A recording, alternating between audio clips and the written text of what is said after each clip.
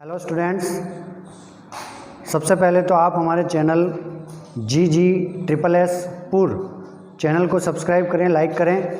उस पर आपको मिलेगी राजकीय बालिका उच्च माध्यमिक विद्यालय पुर से जुड़ी हुई समस्त शैक्षिक और सह शैक्षिक गतिविधियों की जानकारी। जी हाँ स्टूडेंट्स, आज हम पढ़ रहे हैं ज्योग्राफी 12th ज्योग्राफी का पहला लेसन जो है मानव भूगोल, प्रकृति और विषय क्षेत्र।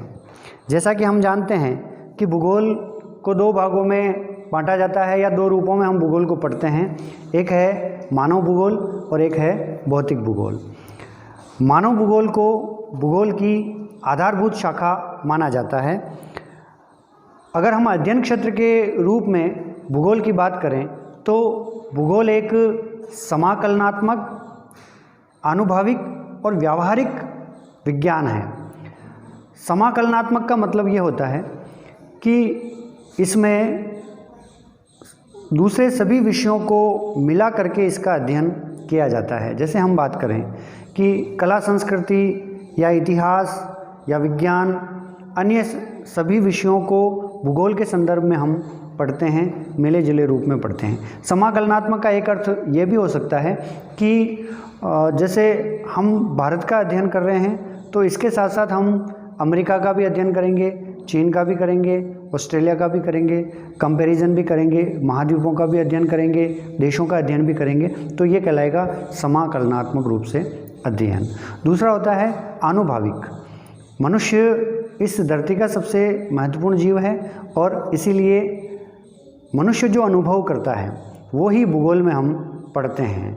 चाहे वर्षा हो, चाहे तूफान हो, चाहे आंधी हो, चाहे भूकंप हो, ज्वालामुखी हो, ये सब हम इस भूगोल में पढ़ते हैं क्योंकि मनुष्य उनको अनुभव करता है। इसके अलावा तीसरी चीज़ आती है कि एक व्यावहारिक विज्ञान है। व्यावहारिक विज्ञान इसलिए कहा जाता है कि इसमें सैद्धांतिक रूप से जो होता है उससे अधिक प्रैक्टिकली होता है, प्रायोगिक रूप से या व्यावहारिक रूप से होता है। जैसे हम हिंदी में कोई कविता पढ़ते हैं तो ज़रूरी नहीं कि कविता में जो भाव दर्शाए गए हैं वो कहीं पे व्यावहारिक रूप से हो, लेकिन हम भूगोल में अगर भूकंप पढ़ रहे हैं, हम भूगोल में अगर ज्वालामुखी पढ़ रहे हैं तो कहीं न कहीं भूकंप होता है, कहीं न कहीं ज्वालामुखी निकलता है। तो इसलिए इसको व्यावहारिक विज्ञान कहा जाता है। भूगोल में घटना का स्थान और समय के संदर्भ में भौगोलिक अध्ययन किया जाता है। कोई भी घटना होती है, जैसे बाढ़ आई, जैसे उदाहरण के लिए हम बाढ़ को लेते हैं तो बाढ़ एक घटना है। अब हम उसका अध्ययन करेंगे स्थान और समय के संदर्भ में कि जैसे गर्मियों के दिनों में जब सब जगह पानी की कमी होती है, उन दिनों में मैदानी क्षेत्रों में बाढ़ आती है क्योंकि गर्मी के कारण हिमालय का पानी, बर्फ़ जो है पिघलता है और पानी बन करके बाढ़ के रूप में आता है। तो स्थान और समय, किस समय ये बाढ़ आ रही है और किस स्थान पर आ रही है, उस संदर्भ में हम भौगोलिक क्षेत्रों का अध्ययन करते हैं। भूगोलवेत्ताओं ने या भूगोल की बात करें तो मनुष्य का घर माना है पृथ्वी को, और हम पृथ्वी का अध्ययन कर रहे हैं। इसका मतलब ये है कि हम अपने घर का अध्ययन कर रहे हैं।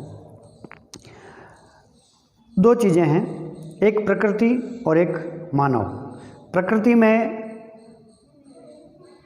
भौगोलिक तथ्यों का अध्ययन किया जाता है और मानव में मनुष्य से जुड़ी हुई चीज़ों का अध्ययन किया जाता है। प्रकृति का जिसमें अध्ययन किया जाता है उसे हमने भौतिक भूगोल नाम दिया है, और मानव का जिसमें हम अध्ययन करते हैं, मानव से जुड़ी हुई गतिविधियों का जिसमें हम अध्ययन करते हैं, उसको हमने मानव भूगोल नाम दिया है। मानव भूगोल में मानवीय तथ्यों का अध्ययन किया जाता है और मनुष्य और प्रकृति के बीच में जो इंटर रिलेशनशिप है, अंतर संबंध है, उनका हम अध्ययन करते हैं। अब इसमें मनुष्य और पर्यावरण में क्या संबंध है, क्या अंतर संबंध है, ये हम समझते हैं कि जैसे हम प्रकृति से बहुत सारी चीज़ें प्राप्त करते हैं, हम प्रकृति को प्रभावित करते हैं और हम स्वयं भी प्रकृति से प्रभावित होते हैं। तो एक तरह से भूगोल या मानव भूगोल का अध्ययन अपना खुद का अध्ययन है, क्योंकि हम मनुष्य हैं और हम पृथ्वी पर रहते हैं और हम अपने घर का अध्ययन कर रहे हैं, यानी हम अपना अध्ययन कर रहे हैं। अब मानव भूगोल में किन किन चीज़ों को हम पढ़ते हैं? कृषि को पढ़ते हैं, पशुपालन को पढ़ते हैं, उद्योग को पढ़ते हैं, परिवहन, संचार, व्यापार, इन सबको हम पढ़ते हैं। और मानव भूगोल की शुरुआत की अगर बात की जाए तो 18वीं शताब्दी में मानव भूगोल की शुरुआत हुई और जर्मन भूगोलवेत्ता फ्रेडरिक रेडजेल, याद रखें इसको, जर्मन भूगोलवेत्ता फ्रेडरिक रेडजेल ने एक पुस्तक लिखी एंथ्रोपोजोग्राफी। क्या नाम लिखा पुस्तक का? क्या नाम? एंथ्रोपोजोग्राफी। जर्मन भूगोलवेत्ता फ्रेडरिक रेडजेल, पुनः दोहराएं, फ्रेडरिक रेडजेल ने एंथ्रोपोजोग्राफी नाम की एक बुक लिखी और इनको मानव भूगोल का जनक माना जाता है, आधुनिक भूगोल का जनक माना जाता है। और उन्होंने परिभाषा दी कि मानव भूगोल मानव समाजों और धरातल के बीच संबंधों का संश्लेषित अध्ययन है। इस परिभाषा को हम समझने का प्रयास करें कि मानव भूगोल में हम क्या पढ़ते हैं। मानव भूगोल मानव समाजों, अब समाज का मतलब हम सामान्य रूप से समाज का अर्थ ये लेते हैं कि अपनी जाति है, कि ब्राह्मण समाज हो गया, गुर्जर समाज हो गया, जाट समाज हो गया, ये समाज हम एक जाति के रूप में लेते हैं। लेकिन मानव समाज का मतलब ये है कि जो एक समूह में जो लोग रहते हैं वो एक मानव समाज के रूप में कार्य करता है। जैसे भारत का मानव समाज भारतीय, ऑस्ट्रेलिया का मानव समाज ऑस्ट्रेलियन, अमेरिका का मानव समाज अमेरिकन, फ्रांस का फ्रांसीसी। तो उन मानव समाजों और धरातल के बीच संबंधों का हम अध्ययन संश्लेषित अध्ययन करते हैं। संश्लेषित का मतलब होता है मिला करके अध्ययन करते हैं।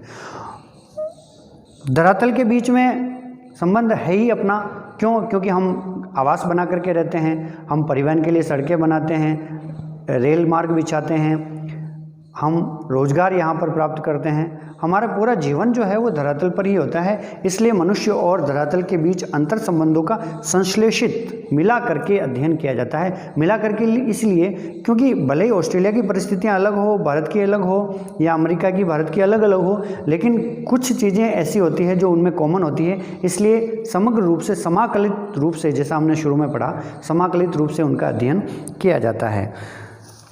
उनकी एक शिष्या थी, फ्रेडरिक रेडजेल की एक शिष्या, अमेरिकन भूगोलवेत्ता एलन सैंपल। एलन सैंपल ने भी मानव भूगोल की परिभाषा दी। उन्होंने बताया कि चंचल मानव और अस्थायी पृथ्वी के पारस्परिक परिवर्तनशील संबंधों का अध्ययन ही मानव भूगोल है।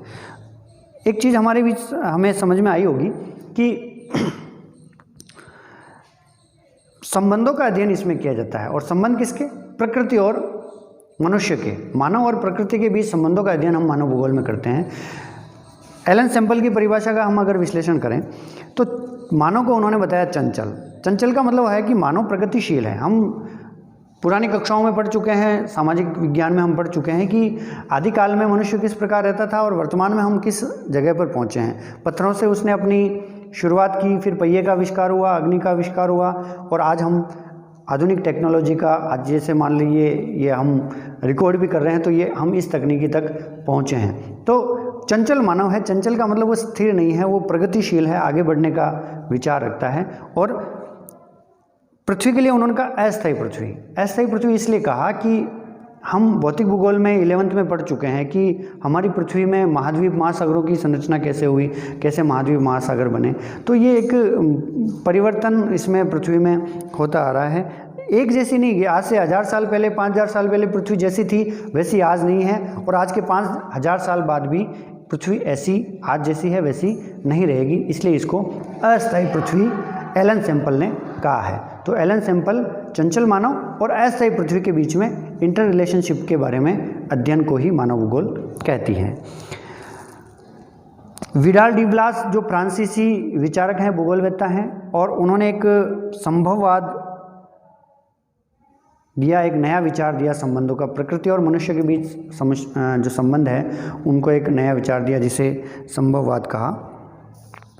हम मानव भूगोल की प्रकृति की बात करें, जो अपना लेसन है प्रकृति और विषय क्षेत्र, मानव भूगोल की प्रकृति की बात करें तो जैसे हम इकोनॉमिक्स पढ़ते हैं, अर्थशास्त्र पढ़ते हैं, तो उसमें हम पढ़ते हैं कीमतें। हम पढ़ते हैं अगर भूगर्भ शास्त्र तो हम चट्टानों के बारे में पढ़ेंगे। इसी तरह से हम वनस्पति शास्त्र अगर पढ़ रहे हैं तो हम उसमें पौधों का, वनस्पतियों का हम अध्ययन करेंगे। और मानवाचार विज्ञान में हम जातियों का अध्ययन करेंगे। इतिहास जब हम पढ़ते हैं तो हम समय के संदर्भ में घटनाओं को, चीज़ों को हम पढ़ते हैं, देखते हैं। इसी प्रकार भूगोल का केंद्र बिंदु माना जाता है स्थान।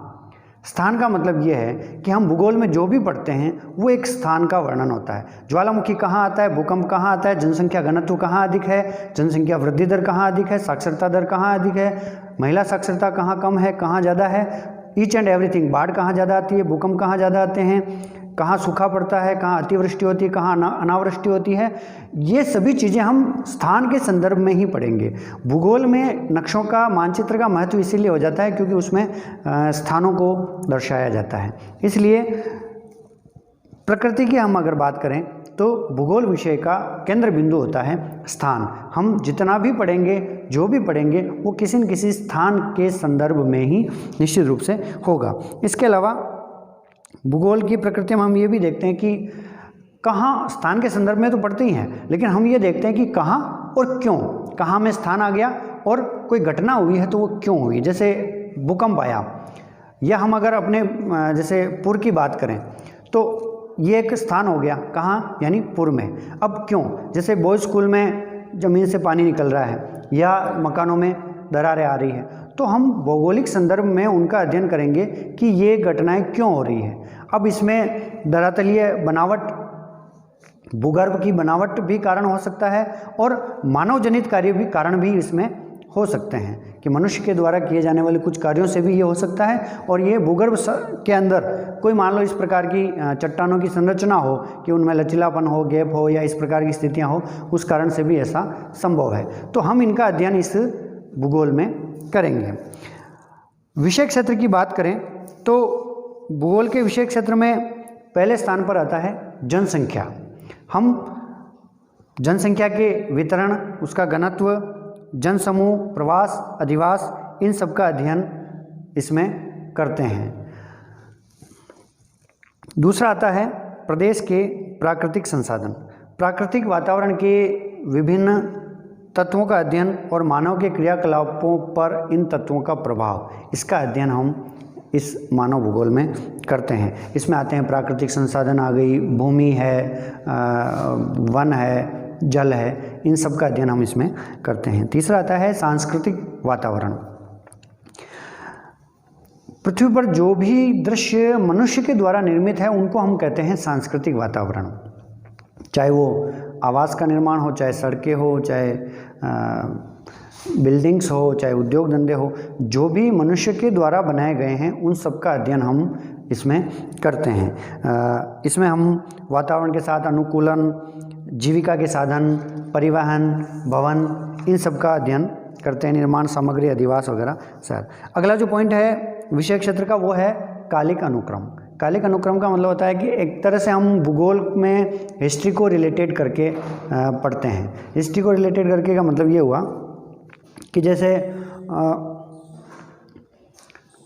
आज 1960 में जनसंख्या घनत्व कितना था, वर्तमान में कितना है, या प्रत्येक दशक में वृद्धि दर कितनी रही, जनसंख्या की वृद्धि दर कितनी रही। हम कालिक अनुक्रम यानी काल के अनुसार उसका अध्ययन करते हैं, समय के अनुसार उसका अध्ययन करते हैं। विषय क्षेत्र में अगला बिंदु आता है नियोजन और प्रादेशिक संगठन। भूगोलवेत्ता को केवल इतना ही नहीं मालूम करना होता है कि पृथ्वी तल पर मानवीय दशाएं किस प्रकार वितरित है, यह भी जानना आवश्यक है कि उसका वितरण उसी विशेष ढंग से क्यों है।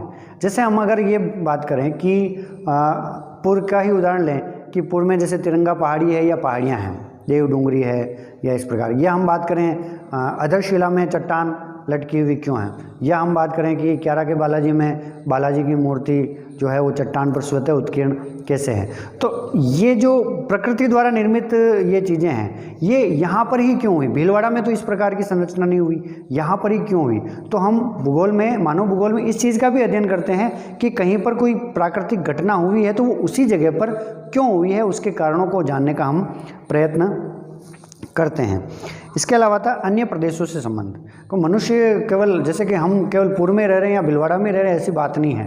भीलवाड़ा से बाहर भी बहुत सारी जगहों पर लोग रह रहे हैं, पूरे भारत में लोग रह रहे हैं, पूरे विश्व में लोग रह रहे हैं, और सुदूर जहाँ पर हम कल्पना भी नहीं कर सकते वहाँ भी लोग रह रहे हैं। तो हम अन्य प्रदेशों के साथ रिलेशनशिप के साथ हम मानव भूगोल का अध्ययन करते हैं कि जैसे पहले भी हमने उदाहरण देखा कि भारत और ऑस्ट्रेलिया, अमेरिका, चीन, फ्रांस, सबके हम सामूहिक रूप से समान रूप से हम अध्ययन करेंगे। हम अफ्रीका की आदिवासी जातियों का भी अध्ययन करेंगे, भारत की आदिवासी जातियों का भी अध्ययन करेंगे, तो राजस्थान की आदिवासी जातियों का भी अध्ययन करेंगे। तो किसी एक संकुचित दायरे में नहीं करके इसका एक पूरा पृथ्वी लोक पर जो भी है विद्यमान, उन सब का हम व्यापक रूप से अध्ययन करते हैं। अब मानव भूगोल के विकास की बात करें कि इसका डेवलपमेंट कैसे हुआ, तो 3 कालों में इसको बांटा गया है, प्राचीन काल, मध्यकाल और आधुनिक काल। प्राचीन काल भारत, चीन, मिस्र, यूनान, रोम, जो ये प्राचीन सभ्यताएं हैं, इनमें प्रकृति से जुड़ी हुई ज़्यादा चीज़ों का अध्ययन किया गया, या ये प्रकृति पर ज़्यादा डिपेंड करते थे। ये एक शुरुआती समय था जब भूगोल यानी एक तरह से पृथ्वी डेवलप हो रही थी, उस समय का हम अध्ययन इसमें करते हैं। और कुम्भकर्ण जातियों का या कृषक जीवन का जो प्राचीन समय में किया जाता था, जीवन यापन किया जाता था, उसका अध्ययन हम इसमें करते हैं। इतिहासकार हेरोडोटस ने कुम्भकर्ण जाति तथा स्थायी कृषक जातियों के जीवन पर वातावरण के प्रभाव का उल्लेख किया है। दूसरा है मध्यकाल, और इसमें क्या है कि नौचालन संबंधी कुशलताएं डेवलप हो गई थी, यानी कि नाव का आविष्कार हो गया था, तो एक स्थान से दूसरे स्थान पर जाने में कोई दिक्कत नहीं होती थी। तो जब व्यक्ति एक स्थान से दूसरे स्थान पर जाने लगा तो उसे दूसरे जगह के बारे में जानकारी प्राप्त हुई। व्यापार के लिए वो एक जगह से दूसरे जगह पर जाने लगे, समुद्री मार्ग से एक देश से दूसरे देश में जाने लगे। जैसा कहा जाता है कि कोलंबस ने उसकी खोज की, वास्को डी गामा ने उसकी खोज की। कोई खोज नहीं की, खोज करने का मतलब वो तो ऐसे थोड़ी क्या घूम गया भारत जो फिर वास्को डी गामा ने ला करके दिया कि ये भारत, ऐसा नहीं है। वो घूमते घूमते आया और यहाँ देखा कि यहाँ भारत है, उसने लिख दिया कि भाई भारत नाम का वहाँ पे देश है। तो खोज वगैरह कोई किसी ने नहीं की, वो तो पहले से था। भारत तो विश्व का सबसे पुराना प्राचीन देश है, सबसे समृद्ध और संस्कृति की दृष्टि से सबसे समृद्ध देश रहा है।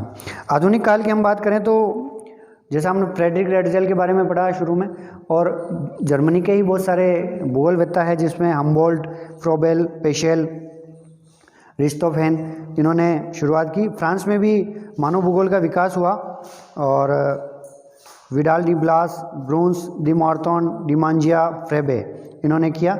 अमेरिका और ग्रेट ब्रिटेन में भी विकास हुआ। अमेरिका में एलन सैम्पल, हटिंगटन, बोमेन और ग्रिफिथ टेलर, ब्रिटेन में हर्बर्टसन, मैकिंडर और फ्लोर, इन्होंने योगदान दिया। फ्रेडरिक रेडजेल को आधुनिक मानव भूगोल का संस्थापक कहा जाता है, ये प्रश्न कई बार आया है। और फ्रेडरिक रेडजेल जो जर्मनी के भूगोलवेत्ता है, उनको मानव भूगोल का संस्थापक कहा जाता है।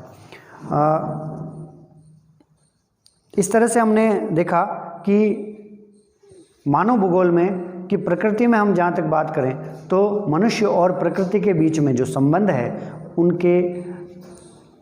उनका अध्ययन हम विस्तार से करते हैं। मनुष्य प्रकृति को किस प्रकार प्रभावित करता है, प्रकृति मनुष्य को किस प्रकार प्रभावित करती है, इनका अध्ययन हम इसमें करते हैं। और विषय क्षेत्र की हम बात करें तो इसमें हमने 6 बिंदु देखे: जनसंख्या, प्रदेश के प्राकृतिक संसाधन, सांस्कृतिक वातावरण, कालिक अनुक्रम, नियोजन और प्रादेशिक संगठन, और अन्य प्रदेशों से संगठन। मानव भूगोल का विकास भी हमने पढ़ा, प्राचीन काल, मध्यकाल और आधुनिक काल। मैं उम्मीद करता हूँ आपको ये लेसन समझ में आया होगा। अगर आपको इसी तरह के लेसन आपको और पढ़ने हैं, सुनने हैं, समझने हैं, आप अपने टीचर से पढ़ना चाह रहे हैं, तो हमारे YouTube चैनल, आपके अपने YouTube चैनल, स्कूल का जो YouTube चैनल है GG+S पुर, इसको सब्सक्राइब करें, लाइक करें और अपने अधिक से अधिक फ्रेंड्स को फॉरवर्ड करें, उनको लाइक सब्सक्राइब करने के लिए कहें। इस पर भूगोल ही नहीं, अन्य सभी कक्षाओं की, सभी विषयों की के वीडियोज़ भी आपको समय समय पर उपलब्ध होते रहेंगे, तो जुड़े रहिए।